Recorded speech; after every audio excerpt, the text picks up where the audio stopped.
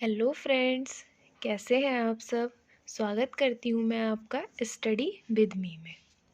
ठीक है फ्रेंड्स, कल हमने बात की थी संस्कृत के सिलेबस के बारे में।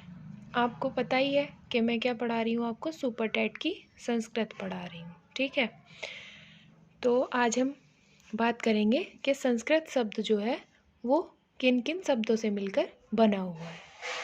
ठीक है फ्रेंड्स, अब संस्कृत शब्द बना हुआ है सम प्लस सुट प्लस क्रय और प्लस क्यत। ठीक है, इसमें क्या है, सम जो है उपसर्ग लगा हुआ है, सुट आगत लगा हुआ है, आगम लगा हुआ है, क्रय धातु लगी हुई है और कृत प्रत्यय लगा हुआ है। तो फ्रेंड्स, हमसे ये पूछ लिया जाता है कि संस्कृत शब्द में उपसर्ग क्या है और प्रत्यय क्या है या धातु क्या है, तो इसलिए हमें इस चीज़ को भी पढ़ना है। ठीक है फ्रेंड्स, अब हम इसमें बात करते हैं संस्कृत भाषा का अर्थ। संस्कृत भाषा का अर्थ क्या है, शुद्ध परिष्कृत एवं परिमार्जित भाषा। ये भी हमसे पूछ लिया जाता है कि संस्कृत भाषा का अर्थ क्या है। ऑप्शन में ये तीनों चीज़ दी हुई होगी या फिर इन तीनों में से एक दिया हुआ होगा। ठीक है फ्रेंड्स, अब हम बात करते हैं व्याकरण की। व्याकरण किन शब्दों के मेल से बना हुआ है, बी प्लस अंग प्लस क्रय प्लस ल्यूट। इसमें क्या है, बी और आंग क्या दिया हुआ है, उपसर्ग, क्रय धातु, ल्यूट प्रत्यय। ठीक है फ्रेंड्स, तो ये भी हमसे पूछ लिया जाता है कि व्याकरण शब्द में उपसर्ग क्या है, प्रत्यय क्या है या धातु क्या है, तो हमें ये चीज़ भी लर्न करते हुए चलना है। ठीक है फ्रेंड्स, अब करते हैं बात। व्याकरण शब्द का अर्थ है किसी भाषा का शुद्ध ज्ञान प्राप्त हो जाना व्याकरण कहलाता है। ठीक है, हमें किसी भी शब्द का अच्छे से ज्ञान होना व्याकरण कहलाता है। ठीक है, अब क्या है ये, व्याक्रियन्ते व्युत्पदागन्ते शब्दः अनेन इति व्याकरणम। अब ये हमसे पूछ लिया जाता है, ये श्लोक दिया जाता है कि ये क्या है, तो हम क्या कहेंगे, ये व्याकरण है। ठीक, मुखम व्याकरणम स्मृतम, इसका मतलब क्या है, व्याकरण की उत्पत्ति किससे हुई है, मुख से हुई है। ठीक है, हमारे यहाँ वेदांग आते हैं, वेदांग की संख्या कितनी है, 6 है। इसमें कौन कौन सा आता है, फर्स्ट आता है शिक्षा, कल्प, व्याकरण, निरुक्त, छंद, ज्योतिष। शिक्षा का जो नासिक, कल्प की उत्पत्ति हुई है हाथ से, व्याकरण की हुई है मुख से, निरुक्त की हुई है कान से। देखिए फ्रेंड्स, व्याकरण की मुख से हुई है, यहाँ भी यही था, मुखम व्याकरणम स्मृतम, यानी व्याकरण की उत्पत्ति हुई है किससे, मुख से। ये पूछ लेता है क्वेश्चन, श्लोक देगा मुखम व्याकरणम स्मृतम। ठीक है, या सीधा सीधा पूछ लेगा व्याकरण की उत्पत्ति किससे हुई है, तो हम क्या लगाएंगे, मुख से हुई है। उसी तरह ये सारी चीज़ें हैं, निरुक्त की कान से, छंद की पैर से, ज्योतिष की नेत्र से। ठीक है फ्रेंड्स, तो हमें ध्यान रखना है, इसमें भी ये श्लोक देगा और पूछेगा ये क्या है, यहाँ तक इति तक पूछेगा ये क्या है, तो हम क्या लगाएंगे, व्याकरणम। स्टार्टिंग में क्या दिया हुआ, व्याक्रियन्ते, तो व्याकरण लगाएंगे हम। ठीक, अब अगला क्या पढ़ना है हमें, व्याकरण के आदि प्रवक्ता। व्याकरण के आदि प्रवक्ता किसे कहा जाता है, ब्रह्मा जी को कहा जाता है। ब्रह्मा जी ने किसे कहा है, बृहस्पति को। बृहस्पति ने किसे कहा है, इंद्र को। इंद्र ने किसे कहा है, भारद्वाज को। भारद्वाज ने किसे कहा है, ऋषियों को। ऋषियों ने कहा है ब्राह्मण को। ठीक है फ्रेंड्स, सबसे ज्यादा ज्ञान किन्हें है, ब्रह्मा को, इसीलिए व्याकरण के आदि प्रवक्ता कौन कहे जाते हैं, ब्रह्मा जी कहे जाते हैं।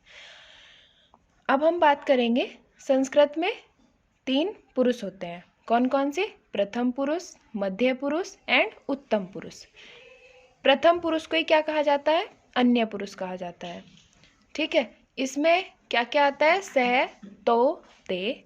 मध्यम में क्या आएगा, त्वम, युवाम, यूयम। उत्तम में क्या आएगा, अहम, आवाम, वयम। ठीक है फ्रेंड्स, तो ये हमने क्या पढ़ लिए हैं, 3 पुरुष पढ़ लिए हैं। इसी तरह संस्कृत में 3 वचन होते हैं, संस्कृत में 3 ही लिंग होते हैं और संस्कृत व्याकरण शास्त्र के त्रिमुनि आते हैं।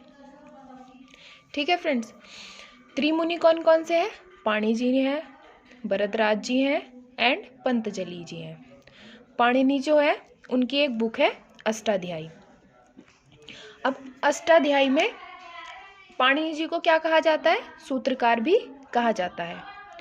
ठीक है, अब अष्टाध्यायी में सूत्रों की संख्या पूछ लेता है कि बताओ अष्टाध्यायी में सूत्रों की संख्या कितनी है। तो हम कितने लगाएंगे? 4000। अगर ऑप्शन में देता है वैसे 3983 होता है, लेकिन हम लगभग में 4000 लगाते हैं। ठीक, इसका प्रथम सूत्र क्या आता है? वृद्धिराचेत। अंतिम सूत्र ए और ए। ये भी हमसे पूछ लेता है फ्रेंड्स कई बार कि अष्टाध्यायी पुस्तक बताओ किन की है, तो हम क्या लगाएंगे? पाणिनि जी की है। ठीक, या अष्टाध्यायी में सूत्रों की संख्या कितनी है, प्रथम सूत्र कौन सा है एंड अंतिम सूत्र कौन सा है। तो ये सारी चीज हमें अच्छे से लर्न करनी है। ठीक है फ्रेंड्स, अष्टाध्यायी में अध्याय की संख्या 8 और प्रत्येक अध्याय में 4-4 पद होते हैं, तो कुल पदों की संख्या कितनी हो गई? 32। ठीक है फ्रेंड्स, ये भी हमें याद करना है क्योंकि अष्टाध्यायी में अध्यायों की संख्या भी पूछ ली जाती है। ठीक है फ्रेंड्स, अब हमें आगे क्या पढ़ना है? संस्कृत में कुल स्वरों की संख्या कितनी है? संस्कृत में कुल स्वरों की संख्या 9। ठीक, संस्कृत में कुल स्वर कितने होते हैं? 9 होते हैं। इसी तरह जो मूल स्वर होते हैं वो कितने होते हैं? 5। कौन कौन से? ए, ई, ऊ, री एंड रे। ठीक है, ये मूल स्वर आ जाते हैं। और कुल व्यंजनों की संख्या कितनी होती है? कुल व्यंजन इक्वल टू 33। ये कुल व्यंजन आ जाते हैं। इसी में फ्रेंड्स हमसे पूछ लेता है कि पाणिनि जी के अनुसार स्वरों की संख्या कितनी होती है। तो पाणिनि जी के अनुसार अगर हम लगाएंगे, पाणिनि जी के अनुसार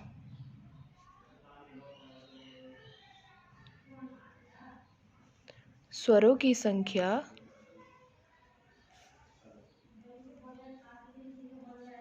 कितनी आती है? 13। कौन कौन से? ए, आ, ई, ऊ, औ, री, ये बड़ी रीरी कहा जाता है इसे संस्कृत में। ठीक है, रे, ए, ओ, औ। कितने हो गए फ्रेंड्स? 13। 1 2 3 4 5 6 7 8 9 10 11 12 13। ठीक है, तो इस तरह हमने ये आज अपना कंप्लीट कर लिया है। इससे आगे की क्लास हम कल शुरू करेंगे।